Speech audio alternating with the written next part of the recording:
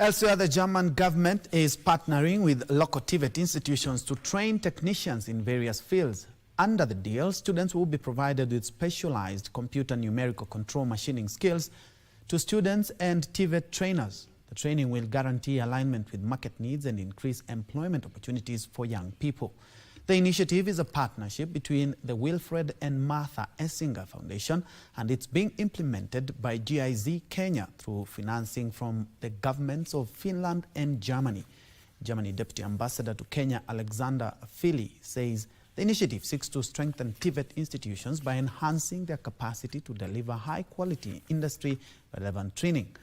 Through specialized training of trainers courses, trainers from 20 selected TVET institutions will be equipped to transfer CNC machining skills to at least 500 students, preparing them to cater for careers in Kenya's fast-evolving manufacturing sector. First of all, we need to start creating also the demand for things, right, in the country, because without any demand, obviously in industrialization, it's not really worthwhile.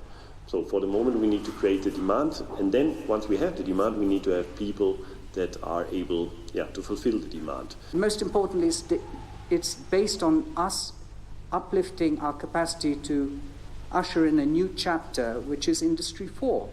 Industry 4 promotes an enormous amount of transformation as far as autonomy and the ability to promote greater levels of productivity and innovation. Our aim is to bring practical aspects into the TVET training and TVET education, and I think that is very important, that people actually not only learn from the books, but also from practical experience.